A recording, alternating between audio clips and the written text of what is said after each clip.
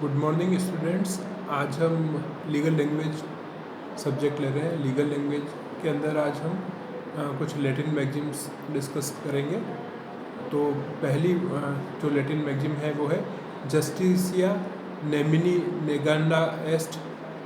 इसका मतलब होता है कि justice is to be denied to no one, मतलब सभी व्यक्तियों को न्याय सुलभ होगा, किसी भी व्यक्ति को न्याय देने से मना नहीं किया जाएगा।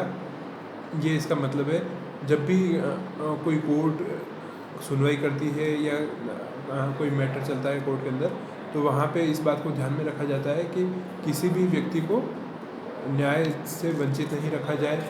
और इसके लिए स्पेशल प्रोविजंस भी बना रखे हैं कई लॉ में कि अगर कोई गरीब है तो उसको भी उपचार मिलना चाहिए, उसके लिए अलग से प्रोविज़न बना रखे हैं। तो ये है मैगजीम। नेक्स्ट है लेक्स सिटियस टॉलरेट वल्ट प्राइवेटम डेमनम काम पब्लिकम मेलम।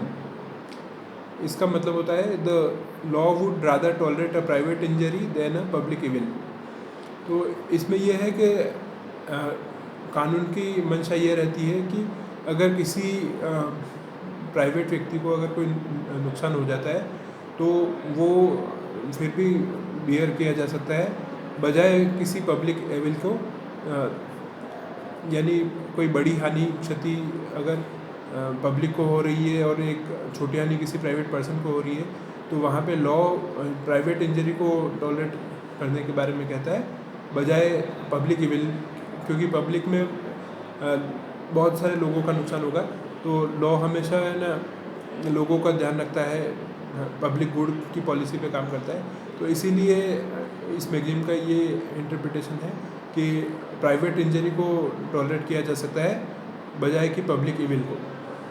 नेक्स्ट है magazine lease pendens pending suit. इसका मतलब ये होता है कि अगर कोई भी दावा है या कोई कार्रवाई है वो अगर पेंडिंग है तो वो लीज पेंडेंस कहलाता है।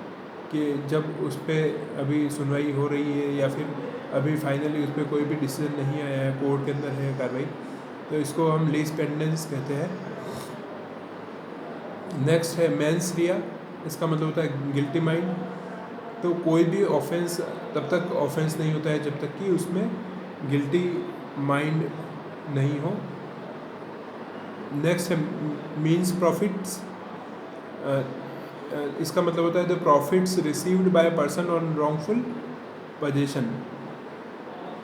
कि मीन्स प्रॉफिट का ये मतलब होता है कि अगर किसी व्यक्ति के पास में अगर कोई प्रॉपर्टी है और वो उसके लिए एंटाइटल नहीं है, तो उस दौरान जो अगर उसको कोई प्रॉफिट होते हैं या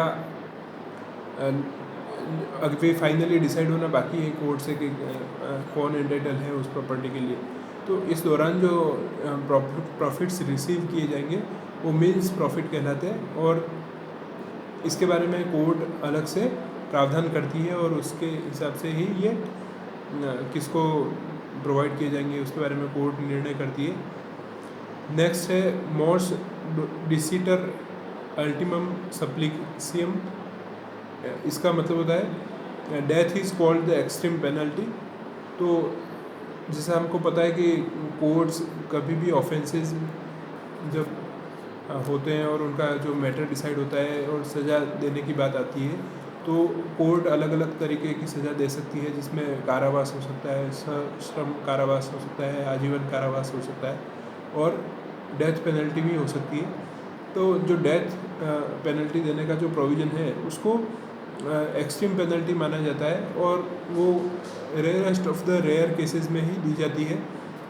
मतलब रूटीन कोर्ट्स में डेथ पेनल्टी पास नहीं की जाती है कोर्ट के द्वारा। और यदि कोई डिस्ट्रिक्ट कोर्ट डेथ पेनल्टी देती भी है तो उसका कंफर्मेशन वापस हाई कोर्ट से होना ज़रूरी होता है। तो इसीलिए जो डेथ को एक्सट्रीम पेनल्टी कहा जाता है कि जो सामान्यतया इस तरह की पनिशमेंट नहीं दी जानी चाहिए कोर्ट के द्वारा, ये माना जाता है। नेक्स्ट है नेमो डेट कोड नॉन हैबिट नो मैन कैन ट्रांसफर। इसका मतलब ये होता है कि no man can transfer better title than he himself has. तो कोई भी व्यक्ति उतना ही टाइटल किसी और को ट्रांसफ़र कर सकता है जितना टाइटल उसके पास में अवेलेबल हो। इसको समझने के लिए एग्जांपल ले लेते हैं कि अगर मान लो कोई चोर है और उसके पास में चोरी की चीज़ है कोई, और अगर वो किसी को ट्रांसफ़र कर देता है तो इसका मतलब ये नहीं हो जाएगा कि जो ख़रीदार है वो सही हो जाएगा, क्योंकि वो चोरी की चीज़ है तो वो उतना ही टाइटल उसमें ट्रांसफ़र कर सकता है, क्योंकि उसके पास में चोरी की हुई वस्तु है, उसकी ओरिजिनल वस्तु नहीं है। तो इस मैगज़ीन का ये मतलब है। नेक्स्ट है नेमो डेबेट बिस वेक्सारी प्रो ऊना एट एडम कोजा। इसका मतलब होता है कि no man can be twice vexed for the same cause, कि किसी भी व्यक्ति को एक ही ऑफेंस के लिए 2 बार उसको सज़ा नहीं दी जाएगी, ये इसका मतलब है। और इसके रिलेटेड प्रोविज़न कॉन्स्टिट्यूशन में भी दे रखा है, जैसे उसमें दे रखा है कि आर्टिकल 20 का क्लॉज 2, जिसमें ये दे रखा है कि no person should be twice vexed. इसको डबल जियोपार्डी भी कहते हैं, प्रिंसिपल अगेंस्ट डबल जियोपार्डी, कि एक बार अगर उस ऑफेंस से रिलेटेड या कोई भी रॉन्गफुल एक्ट के लिए अगर कोई कार्रवाई हो चुकी है और उसको सज़ा दी जा चुकी है तो दोबारा उसको उसी कार्य के लिए सज़ा नहीं दी जाएगी, ये इसका मतलब होता है। नेक्स्ट है नेमो जुडेक्स इन कॉजा सुआ। इसका मतलब होता है नो वन शेल बी ए जज इन हिज ओन केस, कि कोई भी व्यक्ति अपने खुद के केस के अंदर वो जज हो और खुद भी पार्टी हो, ऐसा नहीं होगा। इसका ये मतलब है कि खुद के कॉज में वो जज नहीं हो सकता है। अब इससे आगे हम नेक्स्ट क्लास में लेंगे। Thank you very much.